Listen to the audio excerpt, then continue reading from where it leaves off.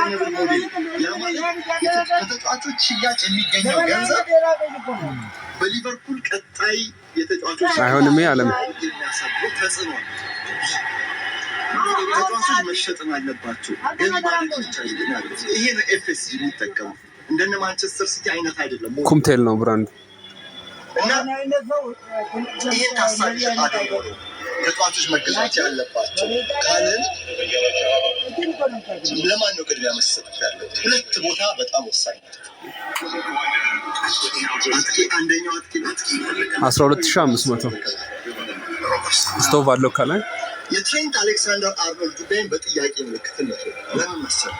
ሰሞኑ ሁለት ፓትራ የግሪልም አለው ሙሉ የተሟላ ይሄ ውጤት አሁን የመጣው ውጤት የዚሁ ታሪክ አካል ሆኖ የመቀጠል ነገር ያው እሱም ራሱ እስካሁን ዘራድ እዛው የአካባቢ ስለሆነ